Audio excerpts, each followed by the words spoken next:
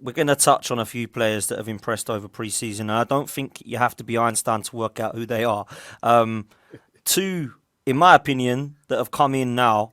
And I know Saliba, I'm not counting Saliba as a new sign. I know people are saying he is because he was bought God knows how many years ago. But he's one of them. And of course, Gabriel Jesus. Let's start with Saliba because we've titled this one today Saliba. We've spoken a little bit about Jesus before, myself and Lee and some of the others. And we are going to come on to him too. But Kev, this is a defender, in my opinion, that I've watched in France now for a few years because obviously we signed him that long ago. I knew nothing about him as a youngster when we bought him. And the reason that I started watching him was because he was highly rated. And I thought, well, this kid must be good. So I started to watch him at St Etienne on loan, Nice on loan. And last season I watched him more than ever at Marseille. And I thought, wow. But there's always the risk of, can he do what he's doing in France, in England, right? So we'll get into a little bit of the debate about, because a lot of people are saying that he should be in the team anyway and he should be here for a couple of years, etc. We'll get into that in a minute. But from what the early signs show, this guy looks like an absolute colossus, a monster, composed, distribution, fantastic. Looks to me as if he's settled in, not a new signing. Looks as if he's just waltzed in and has been there next to Gabriel for a while. I'm really impressed, mate. I can't lie, Kev. What do you make of this kid?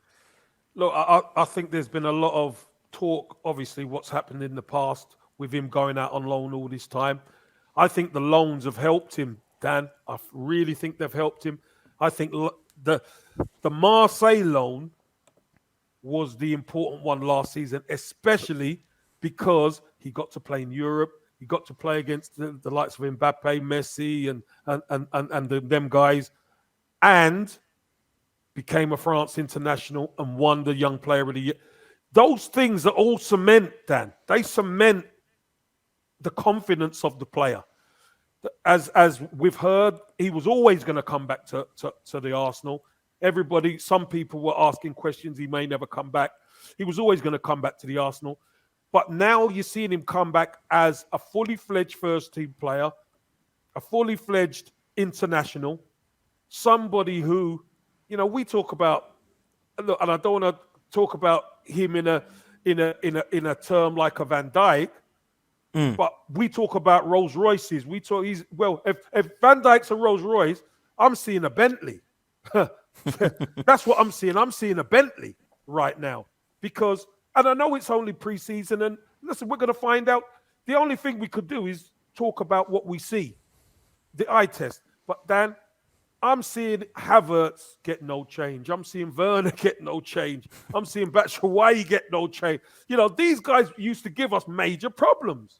There was no change. Yeah, mate, I must admit, I know it sounds silly. But I'm going to say it. When I saw him against MK Dons, when he first come at Arsenal, I thought, I can't judge him because it's MK Dons. It's the first time he's ever wore the shirt. But there was something about his style that I liked. Now, he wasn't outstanding on the pitch, and I didn't take much from it. But when you see Chelsea players, let's have it right, that weren't Chelsea's third team, was it? You know what I mean? No. Sterling, Werner, Havertz, these players that have come up against us last season and bullied us at the Emirates. Yeah. And made it difficult at Stamford Bridge, although we did get the result, and it was a good one for us. I look at those players now and I think they didn't get a sniff. And I only saw what I saw. I didn't see the full game. But from what I'm hearing from others and yourself just now, he was mustard. And I think what I want to ask you is this, Kev.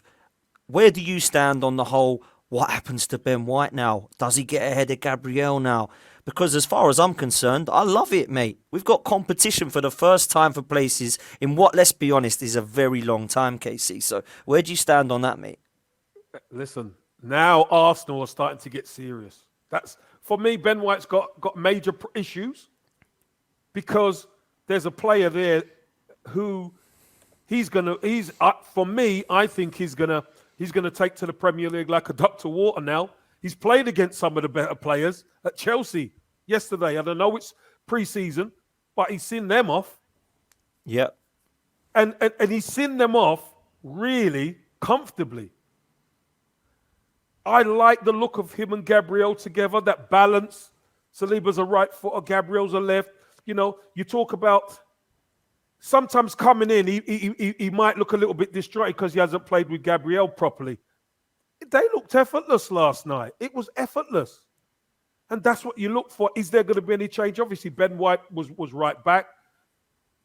He done well at right back. So, again, whoever's playing, whoever gets an opportunity, you better stay in that team, because if you drop out of the team, you may not get another look in. Competition is everything.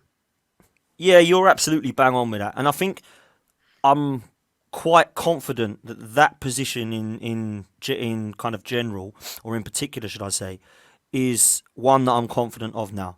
Rob Holding does what Rob Holding does. He's never going to set the world alight. He comes in and does a job sometimes, and we go free at the back. I've never thought he was going to be a Sol Campbell or Tony Adams, but he does an okay job. At times, he makes mistakes, which is why I don't want him in there all the time.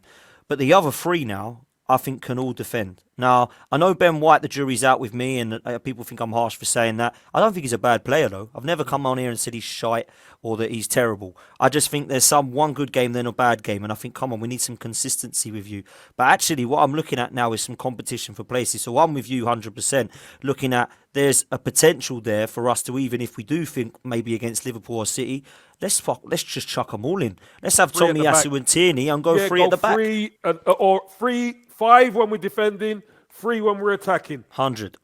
Yeah. And we've now got actually an option to do that now, because we could do it, but as I say, with Holding or sometimes with another player coming in of old, we've always had a weaker player in there. And I think now speed or something's lacking. Mate, something's physical, lacking. So something's always lacking. I think he's got both. Do you know what, Dan? I think having Saliba, White, and Gabriel, these two on the outside, Ben White's quick anyway, but these two on the outside have the physicality to run channels, have the physicality to deal with somebody putting the body on them. I think at times that might be a real good system for us. I think it could be. I mean, Liverpool and City, and even Spurs, to be fair, because of the way they play, it could be we go there. Now, some people might think actually against Spurs it might not work because they play, if we're matching up, sometimes it don't work out. But I think there's an option now for us to do that in other games and have the confidence to believe that the players at the back are good enough to do the job. And we're not just sticking someone in there like a Granit Xhaka or even other players that we've seen in there in the past. We've actually got players that can suit that position now and style. So it wouldn't surprise me if we saw that formation a few times throughout the season. And it's been interesting for me, KC, to see Mikel Arteta go to that 3 at the back in most of the friendly games so far in pre-season, just to test it out. Even if it's for 25 minutes of a game or if it's for the last half hour, we're starting to see it in there. So that for me suggests that there's a potential for it to happen. But what I want to get to is this. There's always positives and negatives ways to look at everything in football, in my opinion. There's always one side thinks it's going great, one side thinks it's not. Or you get the ones in the middle that say, I'm not convinced, but I'm hoping to be. With Saliba, does this look now like a genius move from Mikel Arteta and Edu in terms of keeping him away on loan? Or does it look foolish to think this guy was ready all along and we were forcing other players in there the last couple of seasons when he was there ready and waiting for us? So where does this look? Where do you sit on that? I think I've answered this question earlier on. For me, I think he really needed that season at Marseille last season to stamp his confidence, to stamp that he could do it at a big club, he could do it under the pressure, he could play against the big players, and then become a full French international. I think that's really important, Dan. And you know what? I don't think he was ready in those other seasons, because it's easy to say he's ready. Look, he's doing okay. Yeah, he done okay. But now he's more of a rounded player. Now he's earned that right to be best young player in France, which is a massive feat. French international, and finishing, where was it, 3rd in the league with Marseille or whatever. That's huge. That is really huge. So now to come back and to see him, he looks impressive. He looks confident. Dan, that's the player we wanted all along. Now, I think there's been a lot of shots thrown at Mikel Arteta and Edu about this situation. So now he's come in. Look, it's better late than never, I suppose, for some, right? He's in. We need him signed on his new deal, Dan. We need him signed up 4 or 5 years so we can really integrate him into this team and get him moving.